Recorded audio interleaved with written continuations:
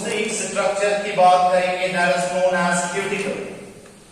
Epidermis के बाद एक दूसरी स्ट्रक्चर की हम बात करेंगे और उस स्ट्रक्चर का नाम है क्यूटिकल।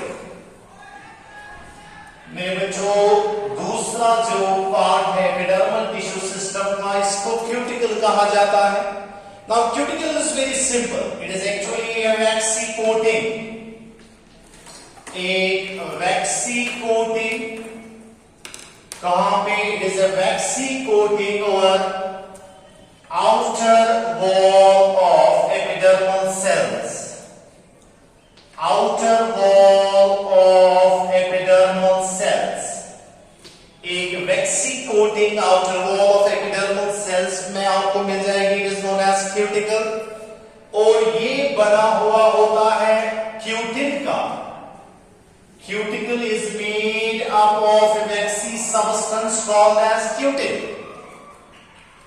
यहां फिर से बेटा डायग्राम देखेंगे। Again, these are the epidermal cells, rectangular tightly packed. Outer wall जो इन epidermal cells का होगा, इसके बाहर एक वैक्सी कोटिंग होती है और इस वैक्सी कोटिंग को क्या कहा जाता है बेटा? दिस वैक्सी कोटिंग और epidermal cell is known as cuticle. समझ आई बात बेटा? बहुत सिंपल सा पॉइंट आप याद रखोगे बेटा, इस क्यूटिकल का function. Regarding the function of cuticle आपको पता होना चाहिए बेटा, ये क्यूटिकल जो है ये प्रिवेंट करता है वाटर लॉस। हमेशा के लिए याद रखोगे that this cuticle is meant to prevent water loss. Cuticle जो है ये आपको प्रिवेंट करेगा वाटर लॉस। लिखा? एक important point regarding the cuticle, हर जगह इंपॉर्टेंट पॉइंट डिस्कस करने हैं मेरे बच्चों। आपको याद रखना है कि ये क्यूटिकल जो है ये एब्सेंट होता है। कहां एब्सेंट होगा? Any idea? क्यूटिकल जो है वो एब्सेंट होगा। हाँ ठीक बोल रहे हो। हाँ नो, क्यूटिकल कहां एब्सेंट होगा? याद रखो बेटा, this cuticle is absent in roots. Root आपको पता है अंडरग्राउंड पार्ट होता है, वहां ट्रांसपायरेशन का कोई खतरा नहीं है, वाटर लॉस का कोई खतरा नहीं है। इसका मतलब आप यहां देखो बेटा, अगर मैं ऐसे एपिडर्मिस बना रहा हूं, मेरी बात सुनना ध्यान से बेटा, क्योंकि आगे आपको एनाटॉमी या transfer section of root system and leaf दिखाना है। जब मेरे बच्चों में ऐसे दिखा रहा हूं, एपिडर्मिस मैंने बनाया और इस एपिडर्मिस के बाहर मैंने क्यूटिकल नहीं बनाया, at one instant you will say that sir this is epidermis of root. आपको मेरी बात समझ आई या नहीं? अगर मैं एपिडर्मिस बना रहा हूं और एपिडर्मिस के बाहर मैंने क्यूटिकल नहीं बनाया, आपको ये चीज उसी टाइम अंडरस्टैंड होना चाहिए sir that this is the epidermis of root. लेकिन जब मैंने एपिडर्मिस बनाया और उसके बाहर क्यूटिकल बनाया, आपको बोलना है सर या तो ये एपिडर्मिस सिस्टम का है या तो ये एपिडर्मिस किसका है? लीफ। समझ आई बात? This is the basic point which you must understand. और यहां देखो बेटा, क्यूटिकल के बारे में बात खत्म हो गई। वैक्सी कोटिंग होता है just to prevent the water loss. कितनी चीजें डिस्कस हो गई ईटीएस में बेटा? दो चीजें डिस्कस हो गई। चलो बेटा आगे चलते हैं। पहले रूट हेयर और स्टम हेयर को डिस्कस करेंगे।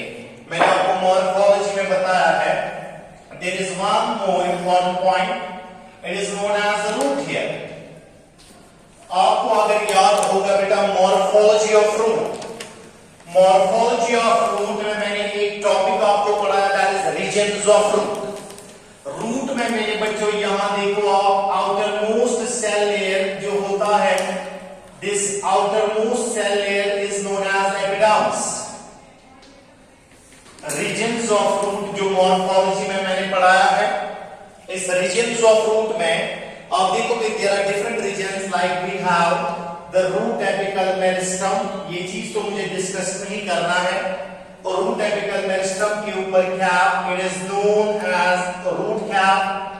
ठीक है बेटा, उसके बाद यहां होता है मेरिस्टेमेटिक जोन, इसको आप बोलते हो। Then we have the elongation zone, और इलॉन्गेशन जोन के बाद ये जो जोन मैंने बनाया इसको बोलते हैं मैचुरेशन जोन।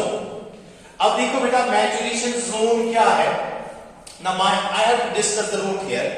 बोलो बेटा इस सेल का नाम क्या है, जल्दी जल्दी, इस सेल का नाम क्या है, एपिडर्मिस। इसका नाम एपिडर्मिस, इसका नाम एपिडर्मिस, इसका नाम एपिडर्मिस, इसका नाम एपिडर्मिस, इसका नाम एपिडर्मिस। मेरे बच्चों ये एपिडर्मिस यहां से भी है, आप ये नहीं समझना कि खाली एपिडर्मिस आपको वहां मिल जाएगा, मैचुरेशन जोन में हर जगह प्रेजेंट होता है। लेकिन आप मैचुरेशन जोन को थोड़ा सा अलग करो, मतलब यहां से ऊपर ऊपर आप समझो कौन सा जोन है, मैचुरेशन जोन। याद रखना मेरे बच्चों बहुत इंपॉर्टेंट पॉइंट, अगर आप इस मैचुरेशन जोन की बात करते हो, इस मैचुरेशन जोन में जो एपिडर्मल सेल्स होती हैं, सम एपिडर्मल सेल्स, मानो आप सिलेक्ट करो बेटा ये वाली एपिडर्मल सेल, आप सिलेक्ट करो ये वाली epidermal cell, not all cells but some cells in the maturation zone elongate. अचानक से कुछ एपिडर्मल सेल्स जो है वो इलॉन्गेट हो गई, और इलॉन्गेट जब हो गई उन्होंने एक स्ट्रक्चर बनाया, इस स्ट्रक्चर का नाम क्या है, रूट हेयर। सबसे पहली बात, क्या आपको मेरे बच्चों अंडरस्टैंड हो गया रूट हेयर किसको बोलते हैं? It is actually an elongated epidermal cell in the which zone बेटा, मैचुरेशन जोन। मगर not all cells elongate, some epidermal cells elongate. मेरे बच्चों जो एपिडर्मल सेल इलॉन्गेट हो गई और उसने रूट हेयर बनाया, इसको एक और नाम से जाना जाता है, इसको कहा जाता है बेटा ट्राइकोब्लास्ट। क्या कहा जाता है बेटा? Trichoblast. So the epidermal cell which form root hair, उसका नाम क्या है? ट्राइकोब्लास्ट। अब बोलोगे सर ये इसको क्या मजबूरी थी इलॉन्गेट होने की? तो मेरे बच्चों आपको मैंने ऑलरेडी बताया है कि यहां से सरफेस एरिया देखो कितना बढ़ गया। अब देखो इस सेल का सरफेस एरिया यहां से यहां तक का था, लेकिन जब ये इलॉन्गेट हो गई सरफेस एरिया बढ़ गया। जब सरफेस एरिया बढ़ गया, यहां इन सारे एरिया से वाटर एब्जॉर्ब हो जाएगा, बिकॉज रूट हेयर का काम ही है वाटर को एब्जॉर्ब करना। जितना सरफेस एरिया ज्यादा होगा उतना वाटर एब्जॉर्प्शन ज्यादा होगा। ऐसे बेटा अलग से एक बार फिर से दिखाऊंगा। फॉर एग्जाम्पल ये एपिडर्मल सेल है, यहां से वाटर एब्जॉर्प्शन होना है, मानो इसको आप ले लो बेटा, लेट इट बी 5 सेंटीमीटर से वाटर एब्जॉर्ब हो रहा है।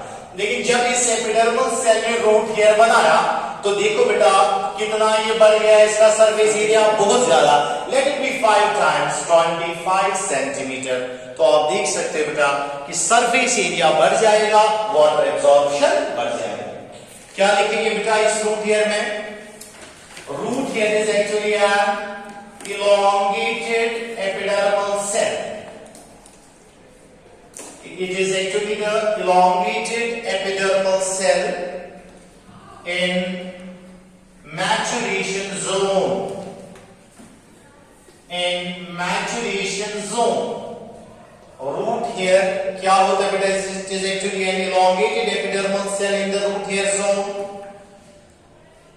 दूसरे पॉइंट में लिखेंगे बेटा ट्राइकोब्लास्ट क्या होता है?